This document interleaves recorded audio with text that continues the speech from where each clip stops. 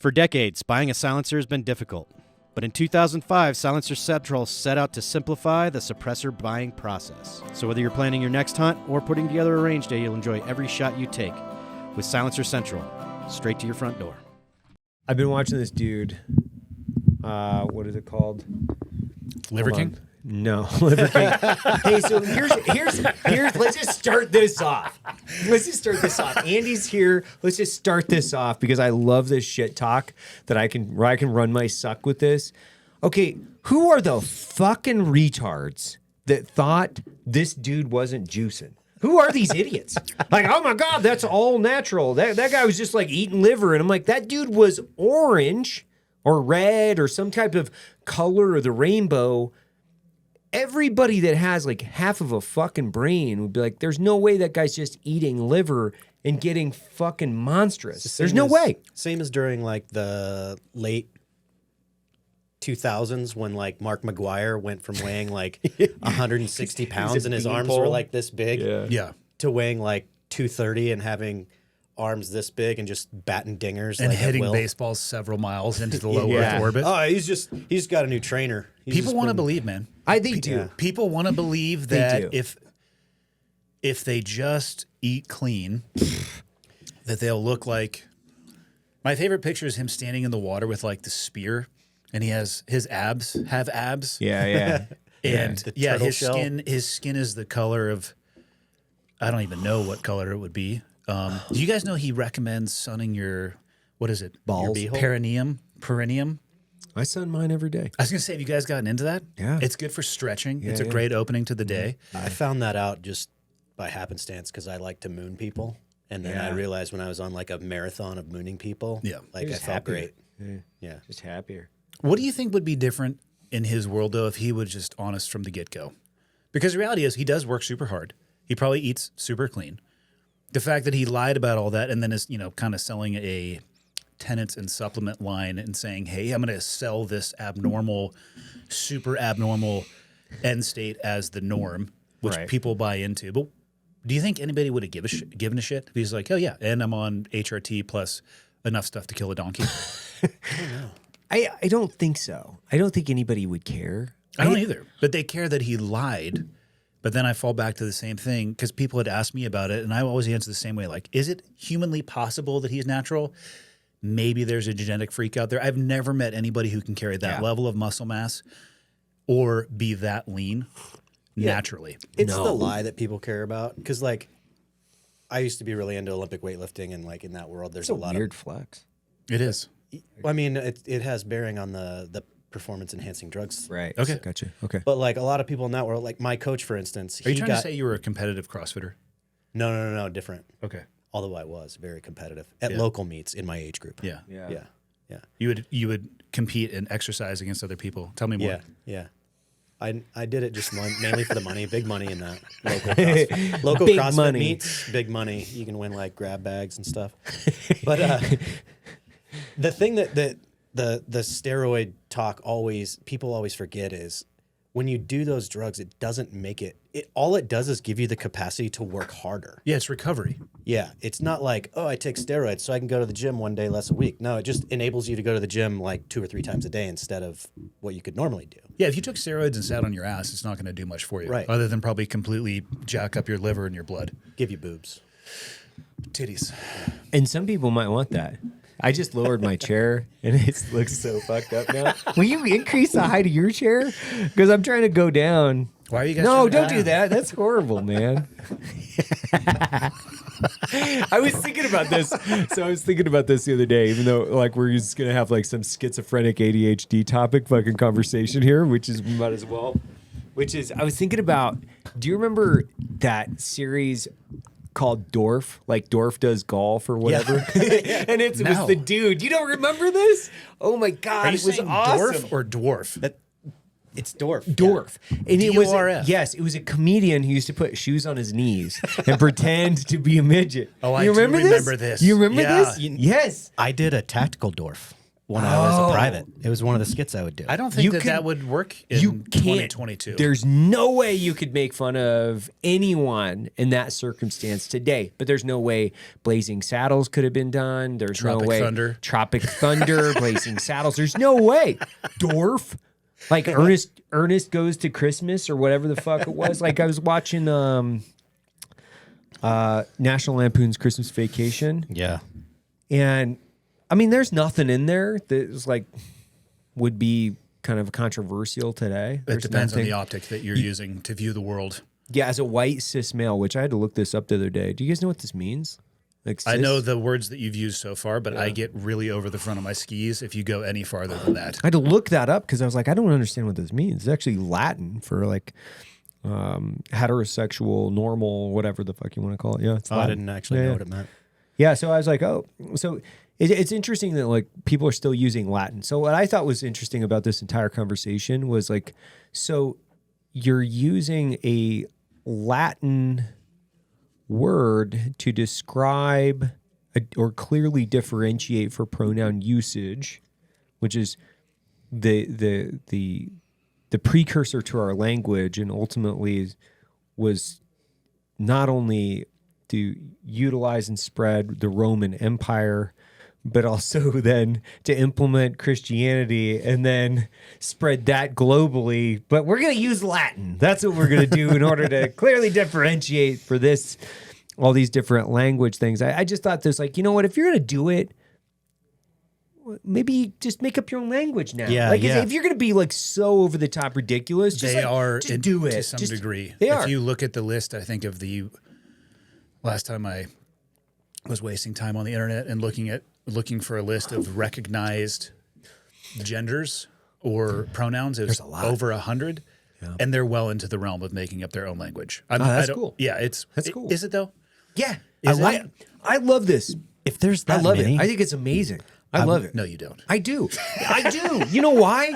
Because it's like watching people wear masks everywhere. It's like, Yeah. oh, okay, there's the crazy guy. Got it. There, like, if you're wearing a piece of t-shirt material over your face and you think that that's going to provide some type of medical barrier between you and a virus, and in 2023, which is when this will come out, you have quite literally been either in a closet so you don't understand the actual science behind it, or you have convinced yourself of the most ridiculous bullshit, which I find fascinating because you see it in airports all the time. And I love it. I love walking around airports, looking at people going, that person is wearing the equivalent of a tri-blend cotton t-shirt, putting it in front of their face, thinking that they're going to protect themselves or others from a virus.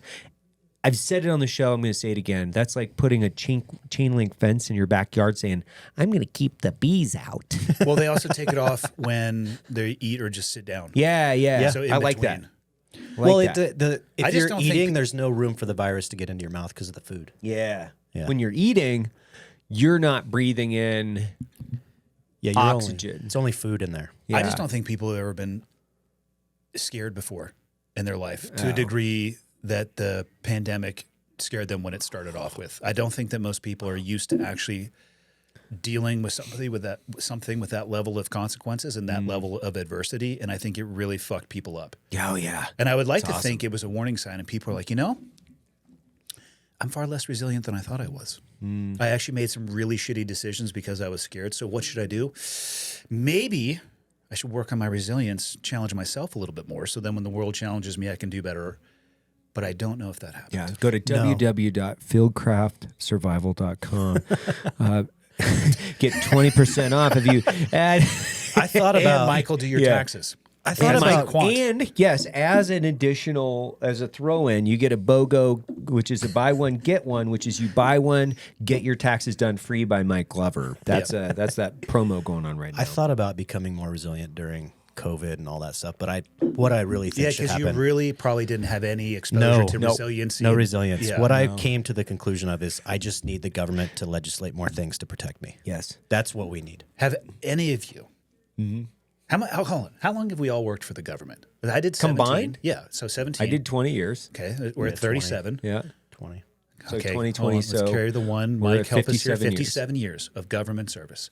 In the 57 years of combined service, Has anyone at this table looked to the government for answers or to solve their problems? I actively look away from the government. Yeah, I think they Any produce. point in time, I need something solved with like coherent, logical process. I look away, The like higher somewhere you go else. towards the government, the more of your problems are started. I think that a lot of people, and this is a total assumption, but I think that a lot of people look at the government as it is the government's role to solve those problems. And that's, I think, where we end up in this place where we're not necessarily getting anywhere and perhaps going backwards. Yeah, I don't know what the actual reason for that. I think if let's just have a normal conversation like we normally would, which is let's throw out a bunch of ridiculous theories and just quite generally pontificate about things that we have no idea what we're talking about From a position of authority. from a position of authority. Let's just like have this conversation, which is why is it that people look to the government to solve their problems? I'm going to go back. So I'm going to go back. I'm just going to throw out some wild theories. Well, I I'm have the okay, answer to this. You have the answer. have the answer. Okay, because everybody on YouTube and it knows everything. Quite literally, I've been down the rabbit hole and back on this, where it's like, what was the newest one that people were talking about, or somebody was talking about on the internets, the YouTubes. So there's this like crazy person that has a short position in our stock, which is like, if you want to know what that is, go research it. And he just got like dump trucked in court last week or 2 weeks ago, whenever it was, and he didn't even file in the right jurisdiction. Like he's got some former divorce attorney doing whatever he's doing, and I mean the guy's a complete lunatic, right? Isn't that like having your mechanic do your tax returns? Kind of, yeah. And I mean the guy is like, I honestly feel bad for him because he doesn't look mentally stable, like so. But we've had to like go to court with this guy, right? But he's not mentally there. Like he's not all together. And you name what that guy's like throwing out. He's throwing any and all things out, trying to stick them against the wall. Like he's a complete idiot. Is this the same guy that made the news a while ago? Yeah, like he's just genuinely. I feel bad for the guy. Yeah. Like I really do, because he has something going on. I feel bad for the other people that are like not seeing that. Like, hey, this person is obviously not all together. You know, they don't have all their mental faculties. Like, sure, he can put together a coherent sentence, but that doesn't necessarily mean that he doesn't think that the world is flat, or the sun rotates around the earth, or whatever it is. Like he's can't really put together a coherent and logical frame of reference in any way, and he just gets like dump trucked by us. But we have to defend against it. But you name it, like they come up with all kinds of weird ass shit to frame up whatever story they're trying to tell about, BRCC this week or this month, which I don't know how relevant this is to this conversation now, because now I'm like way off. Oh yeah. It was, we're not 2A enough, right? Or that we're a bunch of Democrats or whatever it is. And I'm like, okay, well, one, I'm not, but it's okay. I'm not trying to defend myself on this again. But what it is, they're taking screenshots of like people in the company that have donated to the DNC or through ActBlue. People have hit me up with this too. I know, dude. And it's like, so I pulled all the donations from the company. It was like $85,000 in donations, 84,000 of which were to Republican Party. And then there was like 1,000 or 2,000 or whatever it was to DNC through ActBlue. Here's the thing. So please. So I get people hit me up. Yeah. It's interesting. I'll put a post up about. Honestly, sometimes it's not even the post that I'll post the reticle logo from the coffee shop. Yeah. And then it's like, oh, those guys. No, it's actually not on those fucking posts. Right. It'll be like I'll post a picture of like my backyard at the lake house. People are like, why don't you fucking ask Evan about ActBlue? Yeah. How can you be friends with the Yeah. anti-2A cuck? And so they'll send me the screen grab. My question to them is, first off, is ActBlue verifying any of this information? No. Because what it says is employer. Exactly. If you give me and you both know me, if you give me the opportunity to fuck with somebody on a public stage, Yeah. and I could go on yeah. their opposite platform and do it, it doesn't even say the level of the donation, but I could maybe create 30 profiles at $5 each and maybe cost me 4 hours of my time. I'm all in. I know. It's like, I've heard it, because they're like, oh, well, you've donated to this. It's like, it's a payment processor. And by the way, I did, because I donated to Tulsi's campaign when she was literally flogging the Clintons publicly over and over and over. And by the way, I was right about her before everybody else was. So it's like, I don't like rubbing it in people's faces. And ultimately, what is it? Success is is your best revenge towards your critics or whatever it is. I don't even get into any of that. I like to just do what I do. And if people are into what we do as a company, if they like what we do, great. If they don't, they can fuck off. Like, I don't care. I already won, dudes. I have 900 employees.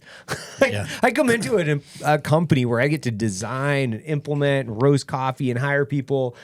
I get to hang out with my friends. I get to joke around with employees. I built an incredible culture. I had over 200 people at our Christmas party in Park City, and we were talking about what we were doing in 2023. So I try really hard to put things into perspective, because the internet doesn't really hurt my feelings all that much. Sometimes I have to answer to our customers where I do. Hey, I'll answer to you guys. Did you donate to them? Yeah. I lost a bet in 2008 on the range. I lost a $500 bet. And by the way, Tony Cowden, also who ran for Congress, who's also a Republican, was there on the range with me. We talked about it on our podcast. He remembers me losing the fucking bet. Yeah. And then I donated $400 to offset that $500 that I lost, because I was poor.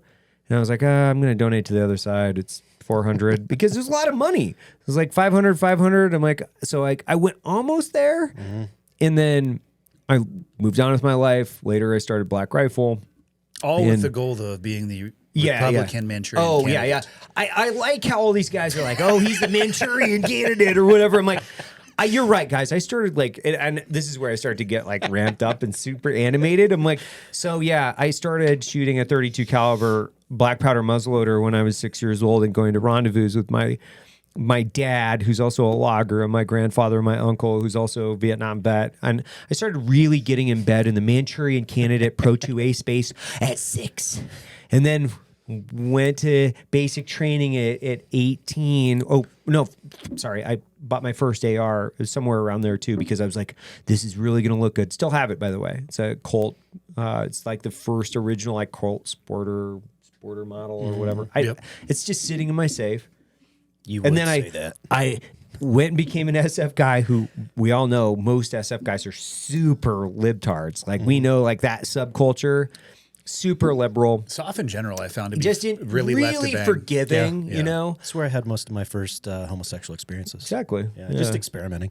And then got out and then started roasting coffee in my garage.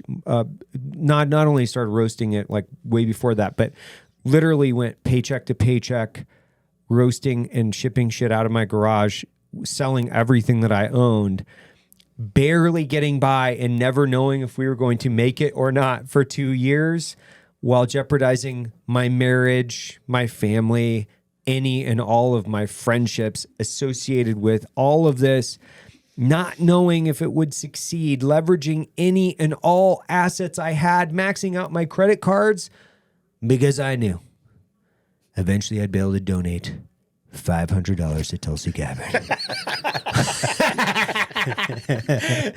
Eventually, I'd be able to totally convince the 2A community, walking around SHOT Show while working for the CIA, trying to give away samples of Black Rifle coffee in 3-ounce bags while getting laughed at by companies going, are you fucking stupid? What do these things have to do with coffee or firearms? I'm like, I just like guns and coffee. I think it's pretty cool, man. Why don't you try this product? All knowing. Eventually, I'd get to this point where I just wouldn't be hardcore 2A enough for some of these guys. And you're never going to be enough of anything for everybody. The purity police out there, and I love all these dudes, because I don't listen. Like I said, I actually don't listen to it, but every now and again stuff will boil up. And it's like, my weak hand split times are better than they could ever acquire in their life, because I've spent so much of their money, their taxpayer dollars, shooting fucking ammunition. My weekend split times. And that's what I put everything into perspective. It's like, I don't listen to shit talk from dudes that can't fucking like clean a pie rack faster than me or have literally shot like fractions of what I've shot at, especially in this space. It's like all my friends are dudes that are like 2A guys. And it's like, whatever. So moving on from like conspiracy theories, which we're talking about, which I think are awesome, and then why that's so funny to me. And ultimately I already won in the context of like, we have a forge out here with like Lucas. I've got a fucking CrossFit gym. I was just down at UFC like fucking literally last weekend. We're getting ready to hopefully like do something with UFC like very, very soon, which I think is throw bags of coffee people while they're fighting. Dude, this is going to be so cool. Like, it's going to be so cool. Like, I get to go from a really cool family environment. Like, I had 2 beautiful kids. I've got my daughter here at work today with like my dogs. I get to come into a company. I get to hang out with guys like Jericho or you or whatever. And I get to invent and curate and do a bunch of epic, incredible shit. And I get to like give a bunch of money back to our community. Like, that's pretty cool. I won.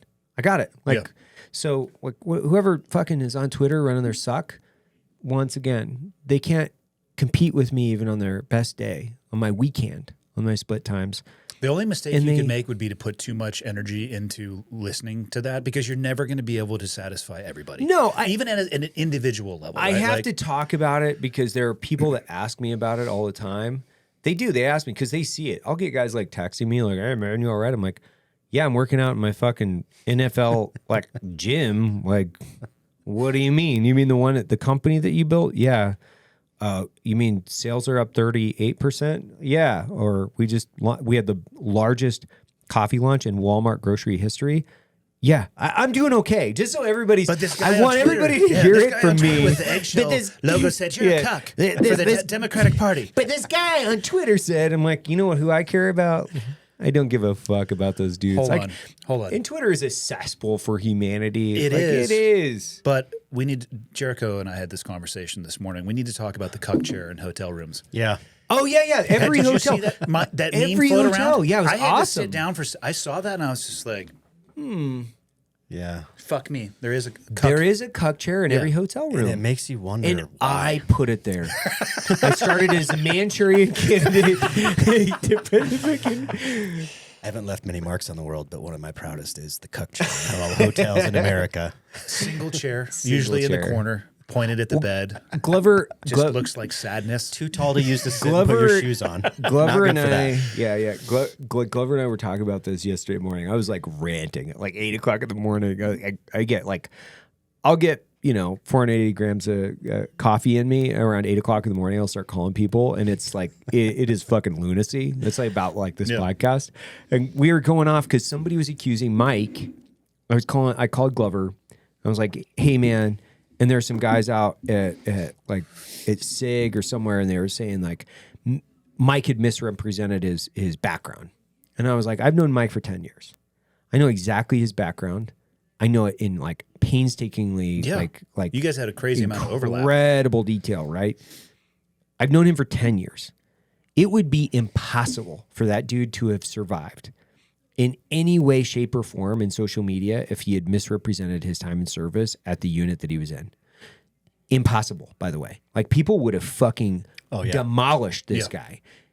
And I'm not saying this because Mike is one of my fucking closest friends. I'm saying this because people, out of jealousy, envy, and greed, they will do any and all things to tear somebody down and make them look bad, because they'll look at Mike and they'll be like, that guy's killing it, right? Mm-hmm. The worst offenders are people who come from those communities. That's what I'm saying. They are the absolute worst, and I don't think they realize that it makes the entire community look like a bunch of asshats. They think that their marketing is, I'll tear somebody else down because maybe they're just a decade ahead of you, or a half a decade ahead. They got out and they started looking around and they went down a path, and you were still mission focused, which is awesome. Stay in as long as you want to, do whatever you want to do. But if your marketing is, I know what I'm going to do. I'm going to talk shit about somebody else. Like, dude. Yeah, and at the end of the day, digging those a fucking grave people with a garden hoe. that shit talk, and a lot of it comes out of the my community is because they're. I thought you guys were always leading the way. Fuck SEALs and fuck these guys and fuck these guys. But it's at the end of the day, it's because the people that talk that kind of shit are fucking cowards and they're scared to be vulnerable. They're scared to put themselves out into the world. Right. So like they twisted the narrative into I'm a fucking quiet professional rather than I'm a fucking coward who's scared to have their life inspected like those other guys are willing to do. Like Mike is willing to do. He's like puts himself out there and puts himself in the crosshairs of all these fucking weirdos. And that takes courage, right? Because at the end of the day, like too, I think we talked about it before. Well, if you're a person that has 20 years of experience in the soft community and then you leave that community and you don't share any of those lessons learned from that amazing time of your life, you're a fucking asshole. Yeah. Think about all the great things you can teach the next generation or just people in general from operating in that environment at that level for that long. And then you get out and you're like, I'm a quiet professional. I'm not going to talk about it. I think it's actually the best way you can pay respect to the people that like molded you into who you were. Because I don't know about you guys. Like, I joined the military when I was 17, still a junior in high school. Left like, whose phone is that? That's Derek. Son of a bitch. Piece of shit. But if I had gone to college, I would have failed. If they had to give me like a dorm room and a meal card, holy shit, I don't even know what the fuck I'd have been getting into, but it wouldn't have been schoolwork for sure. So I showed up at the SEAL community, I think I was 19 when I checked in. I turned 20 on an airplane to Korea for my first Foul Eagle exercise. You did. And the people that I was surrounded with, I won the lottery with my parents. They were fucking awesome, work ethic, great relationship between my mom and dad. So I definitely won the lottery there, but leaving the home, I was surrounded by people. And I remember my first LPO. He was like on his 8th marriage and deployment. Oftentimes they parallel each other. They do. He was like on his 8th deployment and in his 8th platoon, which is a 2-year cycle pre 9/11. 18 months training, 6 months of going to just super dodgy places like Japan and Guam. Thank you for your service. Yeah. Thank you for your service. But if that guy had laid coals down on the ground, I was like, okay, this is what you're going to need to do to thrive here in this community. I'm like, all right, I guess I'm going to crawl through the coals. Yeah. I was surrounded by people who mentored me, and they got all of that knowledge from peacetime. And I actually think he got out before 9/11 even kicked off. So he existed in this gap. But the lessons that he learned were from the generation before, and it has to be passed down. Mm-hmm. And to think that it can only survive in the military, like I can't thank those people enough. Like my parents, obviously, like I'll be grateful for them for the rest of my life, but also the people that stepped in when I was at that super malleable age. How can I not at least try to pass that knowledge on? Because right now, I think people are really in need of that guidance. Like we were talking about before, like why do people make shitty decisions when they're scared? Because it seems like in the modern era, the goal should be to avoid adversity. Like, well, I'll just hit this app for it. I'm not going to do shit. And I don't want to do the hard thing. And I want somebody else to solve my problems for me because I'm scared. And that to me, like, what did we used to do? I could literally describe SOF as you're presented with a problem and your job is to solve it. Not go find somebody else who can solve it. Here's the problem. Here is some fuckhead in a country that's really hard to get into that is in a compound in a village in a geographical area that's almost impossible to get to. Right. And I need you to go there at a time that's the most advantageous for you and disadvantageous for him and likely shoot him right in the fucking face. And when given that target package, how many people at this table are like, man, maybe take it a few doors down and see if they'll do it? Take it over to the CAD guys. They're so much better at us than over here at Damn Neck. And that's like, no. True. You would, they are, for sure. They can have it. They're not as handsome. The whole job was presented with problem, solve problem. Like, I mean, obviously I'm reducing shit down to a very binary level, but our job was to solve problems and not outsource them. And it changes the way that you view the world, or it does for me. Like, I don't look for anybody to solve my problems. The first thing I do is I go find a mirror and figure out what I'm doing wrong to at least impact I thought that was going to go a totally different direction. I thought you were going to say I find a mirror to do my hair to get ready. Well, that's always on me. I mean, what do cry pants even for? They have like 16 pockets. And you need to have like I mean, a step further than that is you go to any outstation during like the height of the GWAT and you look at all the different units that were there. Yeah. they would have beat each other's asses for targets. Yeah. Like, Oh, for sure. if Oh, they're- It was this target competitive. came up, Well, like, first off, everything is competitive in soft to include whose selection process is harder. But yeah, you're It's not a constant flex. Yeah, I'm not going to roll over as like if we're co-located and be like Jericho. This target is too hard for us. I need you guys to take it. You would have to beat me to fucking death to get those. You're walking over to Ranger Regiment. Yeah. Hey, check it out, guys. This target's way too hard for us. We can't solve it. We can't solve this. there is what a we certain need unit is that this. will remain nameless that happened several times with. But But if that's your job for a decade in the post 9/11 world, you develop a headspace where there's not that many problems you can't reverse plan. Plan yourself back from and figure out how you're going to accomplish that. Right. And in none of that are you looking to other people to solve the problem for you. No, you're like, stay the fuck away. This is mine. Yeah. I'm going to solve this. I got it. Correct. Don't worry, I got it. I spent my entire career just trying to get into places where I could go, don't worry about this. I got it. Yeah, stay out of my shit. Yeah, stay out of my shit. This is my shit. Leave me alone. Just like give me what I need. Because the other thing that people realize, like I realized this, it was later, which goes back to our trust in the government whole thing, which was bureaucrats in charge of specific things knew literally next to nothing. They were fucking idiots. Like full-blown lobotomized morons. What they were doing in Afghanistan... He's laughing because he knows it's true. Yep. I was watching this going, this is not real, right? Like, we're not doing this. There's like another secret government entity running the war. This is just like the fake war that we're pretending to run, right? This is it. So then I tried to go get into the secret war. It's like, hey, man, got to go to that secret war because that's where the shit's really going on. And then you get over there and they're like, whoa. This is even more fucked up over here. No, you guys don't have oversight. This is really what we're doing. This is what we're doing? Holy shit.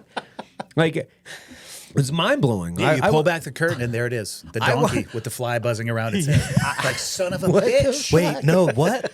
Hold on.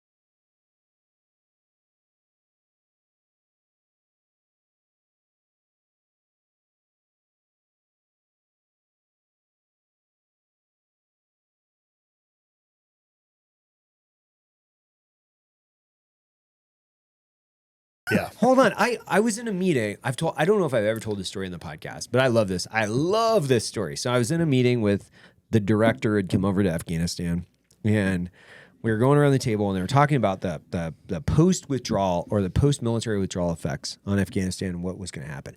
All these dudes were going around the table and they were all telling the director, like, Oh, sir, the capabilities of the Afghans are absolutely incredible. They've been able to completely modify and adapt to Western-style training. Their logistics haven't been any more squared away. The Americans have absolutely done everything possible to get these Afghans to full capability, mission readiness. We're ready to go, sir. We're ready to go.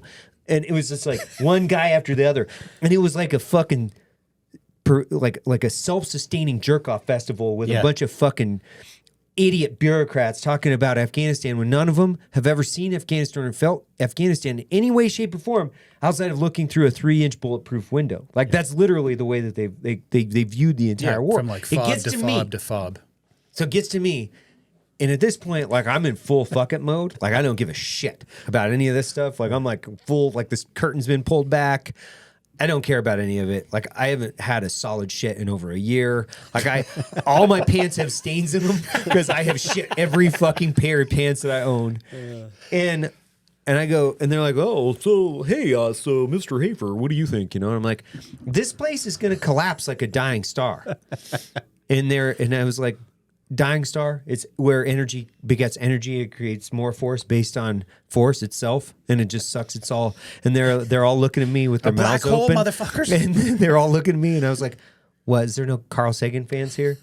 What it is, and then I tried to explain it again, and then pretty soon I was like, "Listen, I'm gonna shit my pants. I gotta leave this meeting," and I just got up and left because I was like, "I don't give a fuck about this place at all." And this was in that was 2010 ish when I said that, and what I said was 10 years later when I was like, energy begets energy, and it fucking claps in on itself, and basically the whole place is fucked. Yeah. Where there were guys in that room talking about how capable the force was and how we have invested all of our time, money, blood and treasure, and this is ultimately worth it. And I'm like, you guys are so fucking stupid. That was right around the time when the most elite Afghan soft unit burned down their hooch at my outstation because they decided to start a fire on a plywood floor.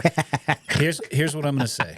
If you want to get an understanding of what we were talking about encapsulated in one video, Google Afghan soldiers doing jumping jacks. There you go. That's all you need. Yeah. That's all you need. It's a visual representation of what you guys are talking about.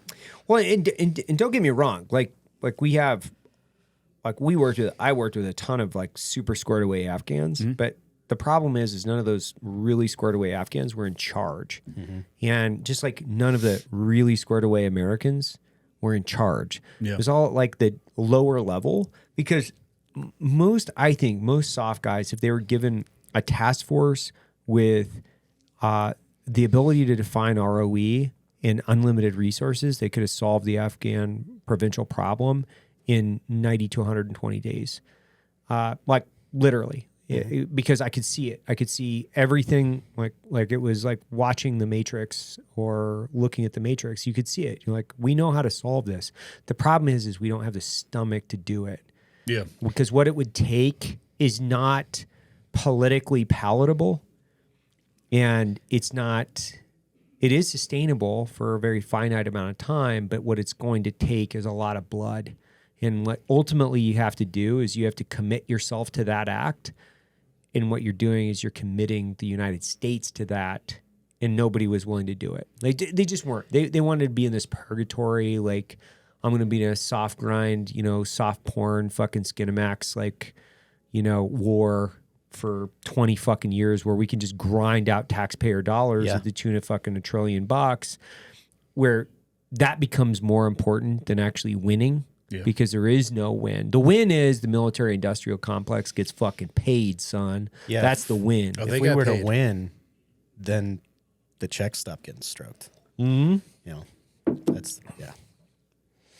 And who loses are the good Afghanis that are trying to protect and defend their country, and the Americans that go over there and serve and sacrifice. Like, that's who loses. And the taxpayers lose long term because they have to foot the bill. And instead of investing $1 trillion in American infrastructure, we did it in Afghanis. And then the big lie comes to fruition, right? Where you're like, oh my God, we have all these problems with infrastructure and energy and power and resources. It's like, because you spent fucking $1 trillion well, also, transferring wealth from the taxpayer to the military industrial complex. That's what you did. The other thing that's super fun about that is we were totally tied to this war fighting fucking tomato thieves for 20 years. But then we put Russia up on this huge fucking pedestal, ooh, near peer, and they're getting their fucking asses handed to them by housewives and dudes that worked at McDonald's fucking 6 months ago, because that's a huge paper tiger too. But in order for us to continue to just pump money into the military industrial complex, we had to be like, oh, we know that we're spending all this money in Afghanistan, but we also have to really be worried about the near peer, Russia. Yeah. We got to fucking keep pouring money in. We have to worry about a country that has the economy the size of New York. We're really concerned about it. Yeah. How do you think that conflict ends? How does it end? Mm-hmm. Which one? Ukraine. I mean, you've been over there. You saw it firsthand. Yeah, It's a Ukrainian Ukrainian combat deal. I don't like. Is there a ribbon for that? he Yeah, I have it he has one. tattooed on my chest. Good. Why would you not? But I don't think it ends with Putin still in power, and if it does, it's him just flipping his definition of victory into something else and stopping. Right, but I don't think he's going to do that. Yeah, but I have some fucking questions about Ukraine, especially having been there. But What are they? where in the fuck is all this cash going? Oh, I thought you were going to say, where in the fuck is Ukraine? I was like, good God, man. Like, No, you it's could have just next to- watched on the jet going over. It's next to Russia. Yeah, where is this fucking cash going? Like, I don't understand. Like, these are the things I don't understand. We should be getting smarter and requiring more insight as to where the taxpayer dollars are going in these wars. As a country, like, How about in general with taxpayer Just in dollars? general. How about if you are going to require I report any transaction over $600 on PayPal and Venmo, and then I can flip the page in the newspaper and it says the DoD cannot account for 39% of their budget, which we ran the numbers on that the other day. It's $649 billion missing out of their $1.6 trillion budget. Like, what the fuck? Yeah. So the I'm- U.S. government is the largest employer in the world. Did you know that? No. I don't Yeah, think I did know. I read makes sense, that. though. I read that statistic the other day. They're the largest employer in the world. I thought the Chinese government would have been, but I don't know. 39% of the DoD budget is unaccounted for. That's totally fine. You know what? You know what that as is? As a publicly traded company, like I would lobby, like let's look at what loosening up the criteria to just really let's just open that up to whatever the Fed does on their side. We should have to do that from a publicly traded company Well, perspective. and That it- seems fair. As an right? individual filing my taxes, I should be able to report 39% of my income. I don't know where it came from. I don't know or where it it's is. going. I just can't pay taxes on that Correct. 40%. I don't I want don't an know audit. where it is. Yeah, no audit necessary. Yeah. It's missing. I don't want the government to do background checks on 40% of my firearms purchases because I want some automatic guns and maybe like a tank or some shit. Maybe like an AG4. Like you should be able to just go and do whatever you want 40% of the time. And I bet if the people who are still active duty right now, the repercussions of this are probably going to the lowest levels. You know? yeah. Oh, yeah. They're Some like, E4 Yeah, yeah. somewhere is Yeah. getting just crushed. his room Yeah. is getting fucking flipped. Like, hey, I know you got a fucking Nods mountain here somewhere. Those things are like $80 a pop. Let's go. Let's Yeah. find them. We're missing 7 of them Yeah. in the platoon. Yeah. Meanwhile, when I flip back to Basra circa 2009, there was a field of Cummins generators that were, each one of those generators were the size of a semi truck. They were give or take $500,000 to $1 million a piece. And when the Iraqis ran them out of diesel, they just parked them in the field because they didn't know what was wrong. And there was a field of them. Example number 1, friends. Shall we go on? Was it you or Glover who tells this story of you roll in and there's this lot full of just armored fucking That was G-Wag? me. Yeah. Yeah. It was G5s because these fucking retards ordered G5s, like Mercedes G5s, like the big boxy G5s. Those are like $1.25 million a piece. No, right? hold on. They are because they're built from the ground up in their armored vehicle. They're not retro. full package. It's a full packaged $1 to $1.5 million a piece. Level 7 armored vehicle. They flew them into Baghdad and they're like, hey, here's your vehicles to go out and do intel work. Because low vis. Low Low vis vis. says nothing like a $1 million vehicle you're for at you to Lamborghinis? drive around Baghdad in 2005. Just tuck it right in between the Jenga trucks. You're good to go. What do you think happened to all those? They got parked in a giant field. What do And you what think we they did are was now? we drove them back and forth to like the gym or the pool with our RPC. So we're driving.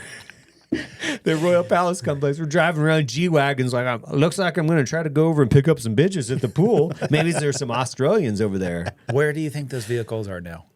I guarantee they're being taken care of in the most high regard, just like everything we left there. I bet there's like a lot of plants growing out of them. They're a fucking garden Driven now. until the tank runs out of gas and then Yeah. parked. and then parked because they're free. Like they're free. God.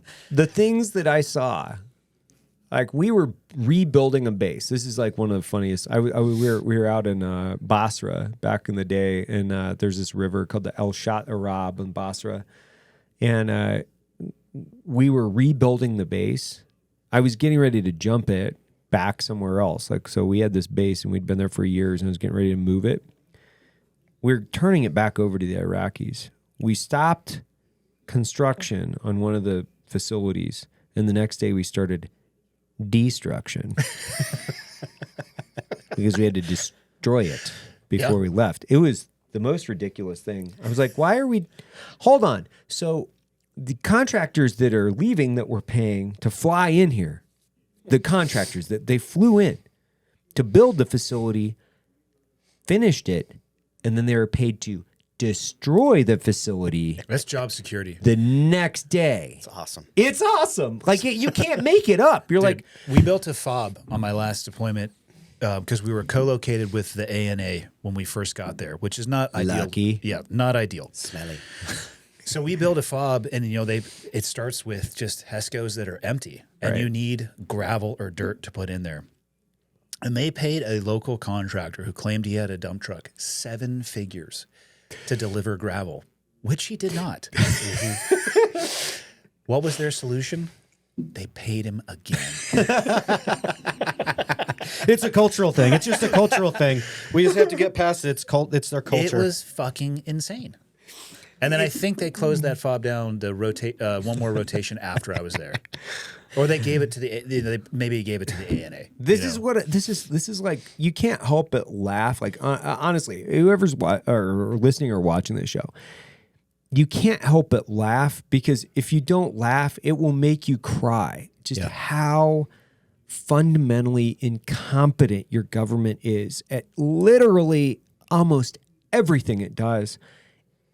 And for people to just question what it's doing and just get used to this, because that's the other thing. Like, during COVID, people are always like, I can't believe you're questioning the government at this point. I'm like, hey, dude, I worked for the government. Yeah. You should be questioning everything it does all the time, because it's not like it's not as if they're malicious or there's like a cabal of Illuminati. They're just like, there's a lot of really stupid people that are your elected representatives they're not only stupid, they're also driven by greed, they're self-serving. ego, or driven by a bunch of really fucking horrible things. And they're the people that are they're in control of all these entities, and it's trillions of dollars and lots of power. And they have a series of other bureaucrats that really want to lick their boots to keep their jobs and be politically appointed. It's a really bad system that you should be questioning all the time. All the time. And once again, I'll say, like, don't get me wrong, I love America. Like, I love it. But we can question the government here, which is really cool. I like, the whole thing is like, this is pretty epic, man. We don't live in like China or fucking some of these other places where we'll get locked up for having this podcast. Not yet, at least. Germany. Yeah. Yeah. It would almost be cooler if there was a cabal of Illuminati. Wouldn't it? It would be better than the actual truth, which it's incompetence. Like, I wish that there. Well, I don't wish that there was a. Actually, what the fuck does cabal mean? Does it just mean group? I will go on record right now and tell people I cannot define cabal other than a group of malicious actors conspiring with one another. But I can't like read a the actual menagerie? definition. It's So the same as a menagerie. I don't know. We had a whole thing called a symposium the other day. It was on the calendar. Yeah. That's a group. And I went into get-together. HR. I was talking to one of the guys in HR. I was like, check it out. I don't go things I don't know what they mean. I don't know what symposium means. And I'm not willing to go or attend meetings until I know what it is. So, and I go, you can't fucking define it either, because I want you to define it right now. He's like, I actually do not know what a symposium is. And so I'm like, there are 3 people in that room with college educations that we are close on the actual definition, but don't fucking throw weird ass meeting lingo out and don't expect to be called on their symposium, pal. You know what I mean? Yeah. Like, yeah. I had a similar thing happen to me the first time I worked on a staff in the Army. I was in the Ranger Regiment, regimental staff. What's the difference between lunch and a luncheon? Yeah. I had a whole fucking blow up about that because the little AS3 guy, some random captain waiting for his company, like, working luncheon. I was like, what the fuck is this stupid word luncheon? Just write lunch. Well, it's a luncheon. What's the difference? I don't. What is a the luncheon? difference? It's more. I don't know. a luncheon, I would say, is Is a working lunch? I would say it's formal word for working lunch, but you could also just say working lunch. Yeah. That was my whole thing with symposium. You could just say Meeting. sync meeting. Yeah. Like common words for common people, I think are important. And when you're trying to dress those up, at this point, somebody was correcting me. I think this is pretty funny too. Somebody was correcting me on Instagram for my usage of something. Was it cuck? Yeah. I'm a Manchurian Democrat cook.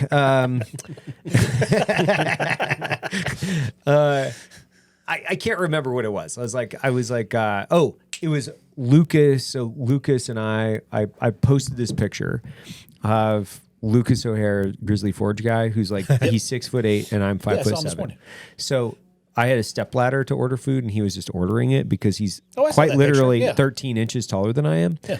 And I was like, Lucas and I ordering lunch. And he's like, that's not the proper, you have to use, Lucas and me. And I'm like, listen, dude, I'm not fucking checking my grammar on Instagram. Yeah. And just so you know, pronoun is I. and just so you know, I say fuck and dude quite literally every other word. And it hasn't inhibited me so far. I'm doing okay. So I can convey my point. And more importantly, like I've been able to at this point Yeah. manage. We'll just take Black Rifle outside of this circumstance, but I mean, the complexities of even leading people on target using a foreign language or traveling internationally and like working in fucking 20 different countries and speaking 3 different languages. I got it.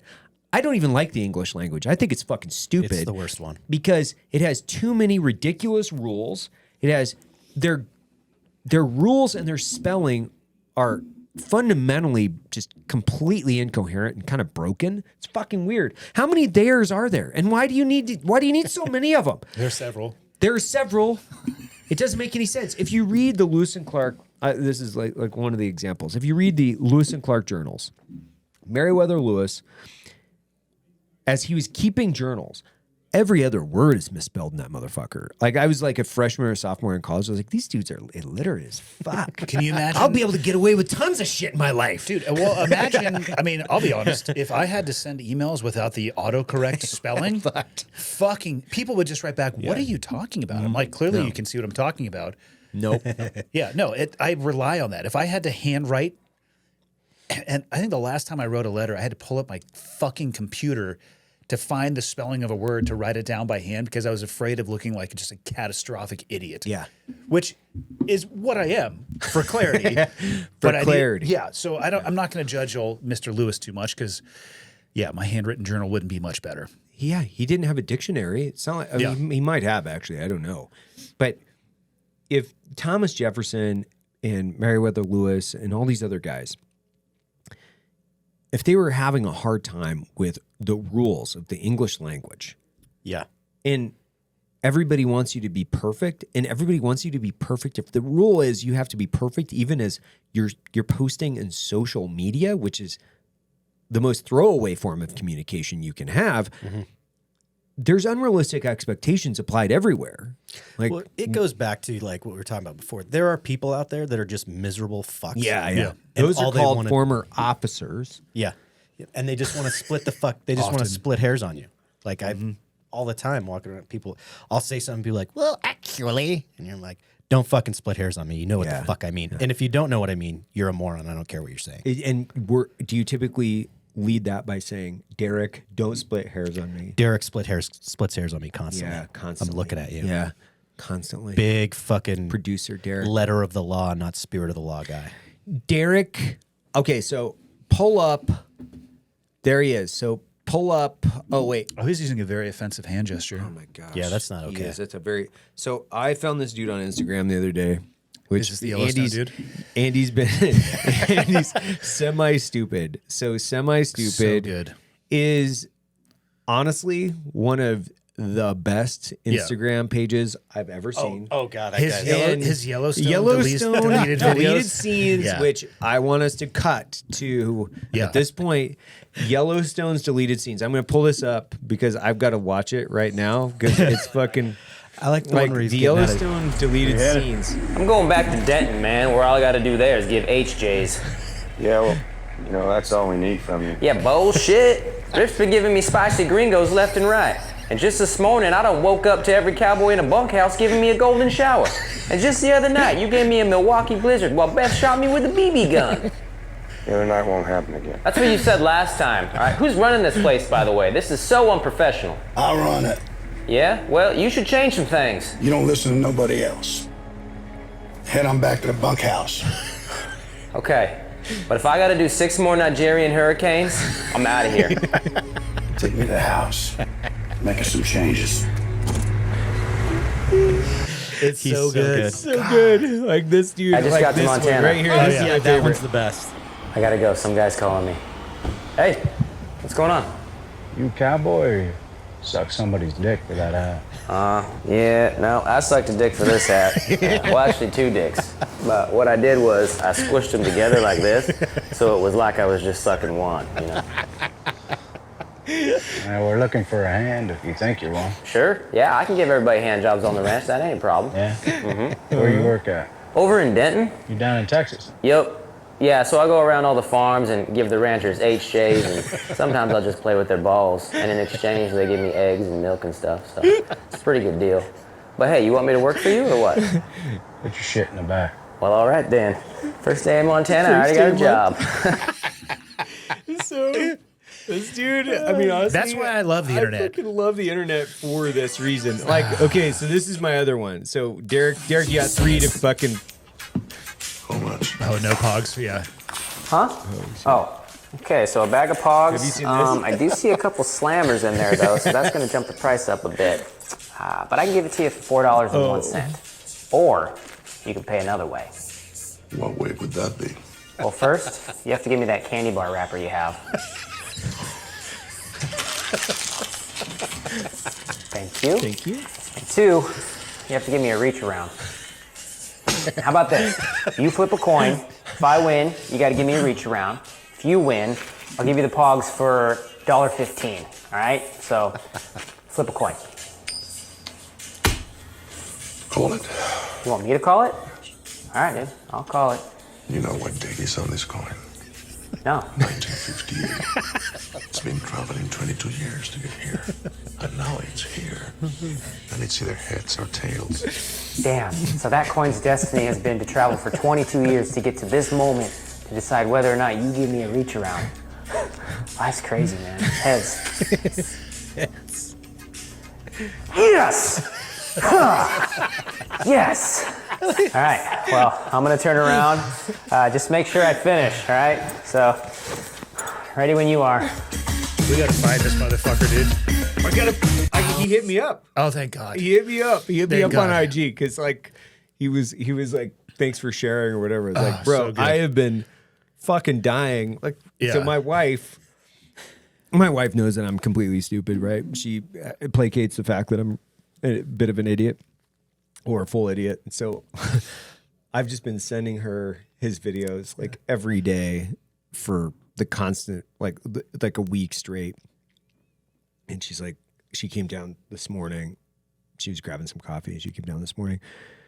And I was watching it, just cry laughing I was cry laughing in the kitchen. She's like, "Are you watching that again?" I'm like, "Yeah, it's Fuck yeah. fucking, it's hilarious." It's better every time you watch it. Because it's the exact humor that we use all the time. It's just Yeah. the exact humor that we use all the time. Which is also funny because this goes back to like all these conspiracy theorist fucking wingnuts that are like, because a few years ago, this guy filed a lawsuit, and I've talked about it before. He filed a lawsuit, and because of my humor, but his lawyer framed it up as like I was actually saying some of these weird ass things. I'm like, it was funny at the time. I know it didn't expect this business to be so big, but yeah, it was kind of funny, you know, like as you're like. Anyway, we made up, and he's been a friend of mine for years. But it's funny how his attorney, any attorney, because we live in such a litigious society, can take whatever we say and spin it into something else. They can spin anything. It's like If people had to read a transcript, let's just say blind, of the three of us hanging out Oh in my any God. office space for Oh my 30 God. minutes, and you had somebody monotone, just line reading by it. line by line, we're fucked. we're totally fucked. Yeah. I was having a conversation this morning over Signal, like texting back because my buddy's in Europe. And if you were to read that line by line by line, and you took it in its context or took it out completely out of context, I was like, yeah, when we go to Vegas, I'll get a whore and we'll pretend that it was my wife, and we'll take pictures of the three of us talking about, hey, it's great to see Evan's wife and everybody together, and then he was like, yeah, but then I was like, but then we can have this three-way and we can send pictures of this three-way to my wife about it was great to have you in this three-way, but then it would be weird because it would just be pictures of you and I with this chick standing in the corner cucking us in the chair. That was the entire conversation, but it was Screen real. grabbed It and was presented? it was Yeah. super funny because I literally went to the Q course with this guy. Like he was like 20 plus year SF guy, like went and did a bunch of other stuff. He retired as a fucking CSM. And we were fucking laughing our asses off because this is the type of conversation you have. And I kept thinking about this. I'm like, it's so sad that we can't have funny interactions with people at this point where these are real conversations. I'm not going to pretend anymore like we don't have these conversations. We have these conversations all the time, and they're funny. They're fucking hilarious. Yeah. And they don't get unfunny. I'm having the same conversation that I was having when I was 20 years old with my friends that are now 40, 45, 50 years old. They're funny. And I'm not going to stop like trying to have funny conversations with my friends because of, public perception or people are just not going to like it. It's like, no, man, like it's funny. We're at a place in the world right now too where the people that these things offend are not the people who are being offended. No. Right? Like if you say, pick your group of people to be offended, it's not them. No. It's the people that are like, that's not right. I need to defend these people. I mean, people Like, who are offended on their behalf. Yes. Yeah. I think it's 95% is, I don't know, people who just don't have enough struggle in their own life. So they decide to take on the cause of like someone who they perceive to be being victimized by other people, which in itself is kind of a form of like discrimination to me. Like, that group of people doesn't need you to defend them. They're grown adults. They can come in and defend themselves. And what if you're offended by that person's sensitivity? Is that a tie then? I have Or their turned- fragility? Like, I have turned this before because I lived in New York City, followed by Los Angeles. Oh, good. So I really learned how to navigate these waters. And if I were to ever say anything that offended someone, I would just turn on and be like, well, I'm sorry that my life didn't afford me the privilege to learn how to talk fancy like you. I grew up in such a way that I wasn't afforded the opportunity to actually know these fancy ways of speaking that you do. And now that you've turned this on me, I feel very, very like how do they respond to marginalized. that? Sometimes they really fall for it, hook, line, and sinker. They're like, oh my God, I'm sorry. But most of the time they'd be like, yeah, fuck you. You know what you said. Yeah, exactly. Well, and I had the fortunate or unfortunate circumstance of being raised by my father past the age of 9, which he's not the most politically correct person, nor is any other male representative in my family to begin with. They're all very manual labor, blue collar loggers. So I don't even have the capacity. I can turn it on for really finite amounts of time. Like I can turn it on, turn it off. Sure. Like you want me to be buttoned up and not use the F word. Got it. I can do that. I can jump on Fox News and do that piece, or I can come over and do something that's more, really much more familiar to me.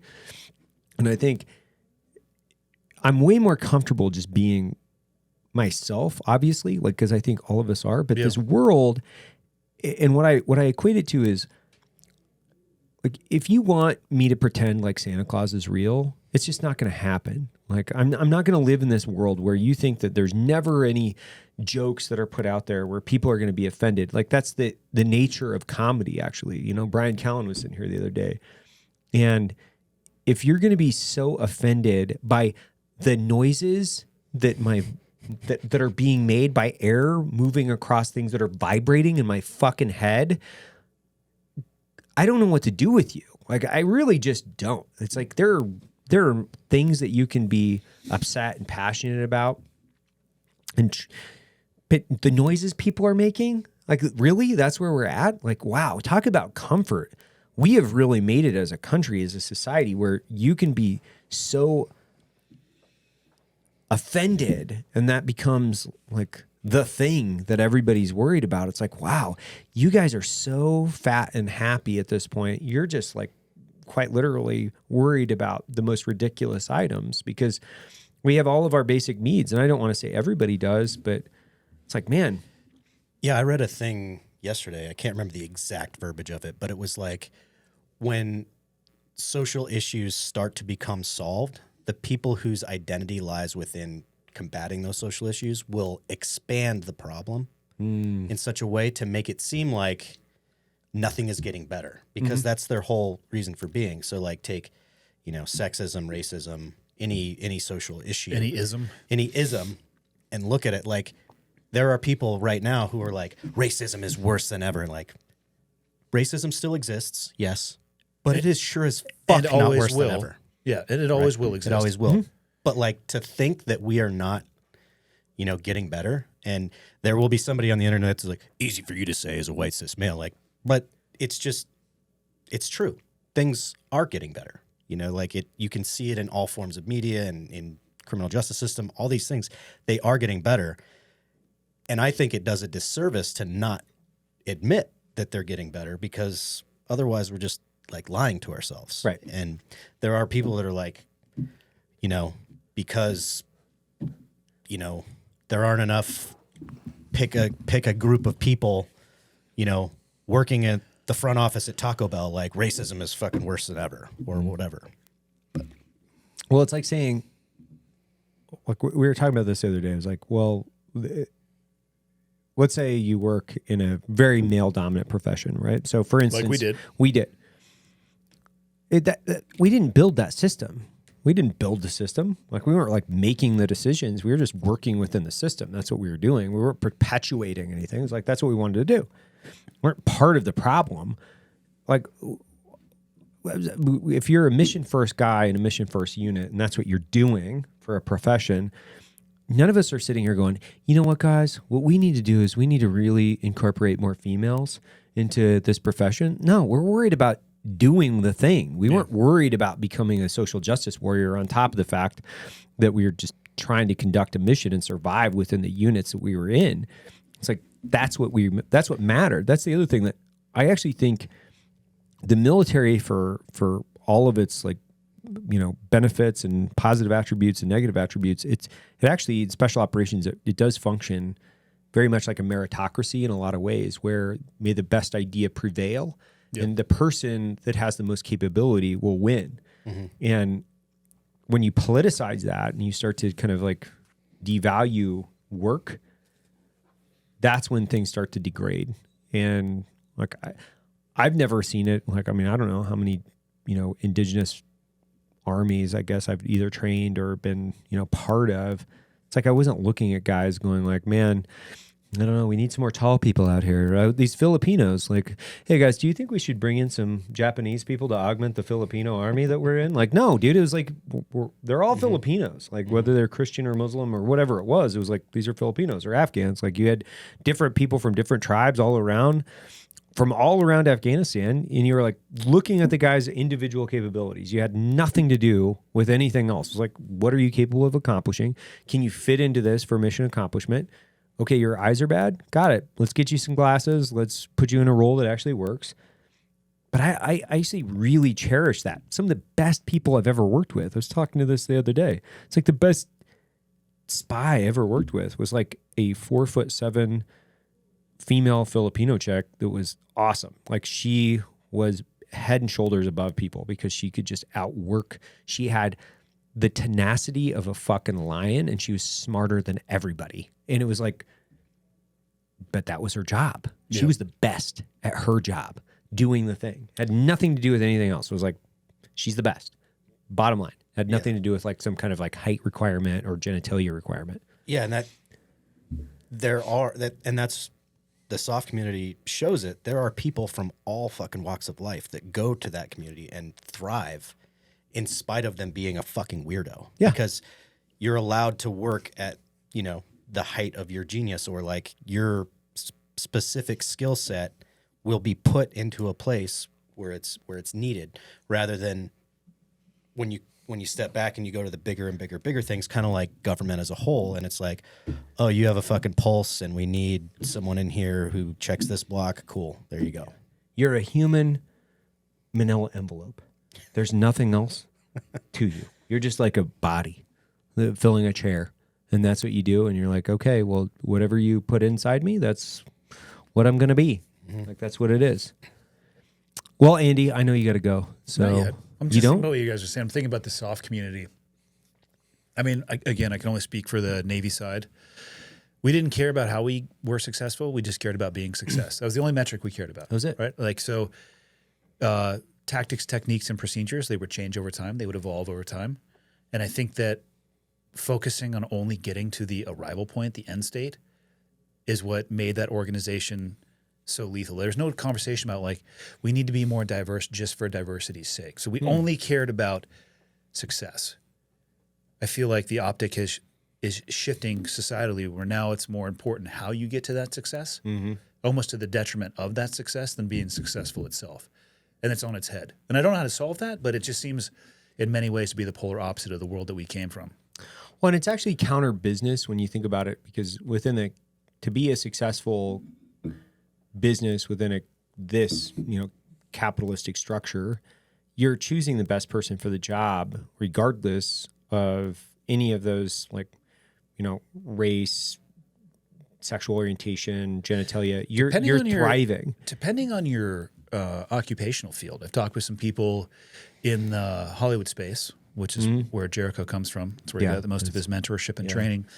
But there are literally organizations and apps that you have to use to prove that you are, in fact, allocating not only an amount of time, but an appropriate amount of resources to ensure diversity. That is almost more important than the end state that you want to achieve at. I think it's a super dangerous place to get to. And diversity is awesome, and I'm not against it. But if you put a gun to my head and say you have a choice between being more diverse or being more successful, I'm going to go with I want to achieve the goals that I have, and I'm not looking to step on people's heads. But I just think that's more important than how you get there. Does that make sense? Yeah. Yeah. I mean, but even having so I would go back to even having a diverse workplace, which sounds strange in itself, it's directly enhances mission capability within business, because what you're doing is you're having a diverse set of ideas that are being brought to the table in order to solve a problem. So if we were all living within, our subculture of former special operations guys, you're going to only come up with X amount of tools based on we have similar backgrounds, similar professional paths, versus there's going to be people that are going to plug in with a different set of tools in order to solve a problem. And those sometimes are the best. When I say sometimes that's where you get this flourishing background of ideas in order to solve this problem in the business, in business circumstances. I think I've seen that over and over and over again in 9 years. I'm like, if I would have stayed just within Green Berets, we wouldn't be even close to where we are, right? It's what opening this Green thing up. Berets or SOCOM or JSOC actually is they're only in the Navy world, they're N3, right? We'd fall into N3 or the J3 joint world. There's 1 through 9. It's all of those other 8 N codes or J codes that actually work together that enable the N3 operator to go and do their job. Right. So what you're describing is exactly the same thing. I think some of the worst plans ever.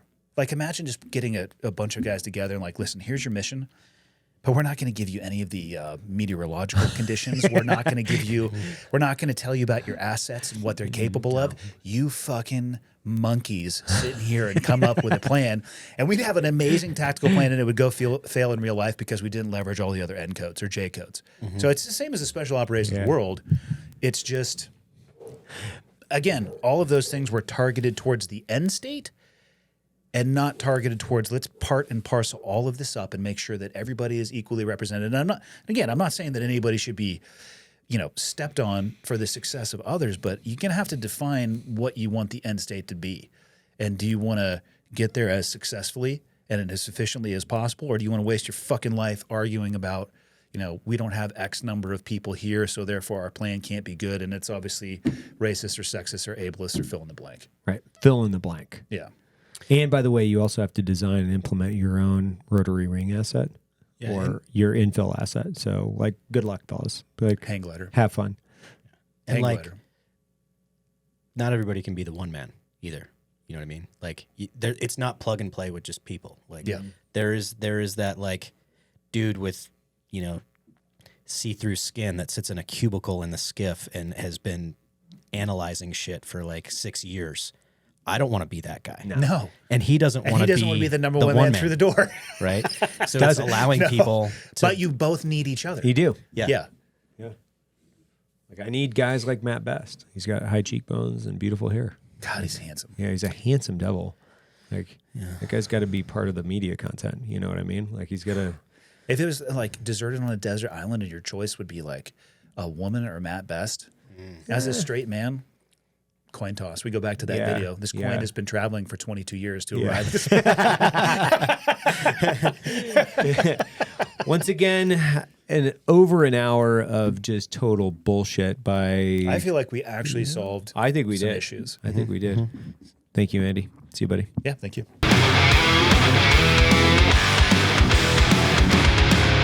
That concludes today's training. Any questions? Woo!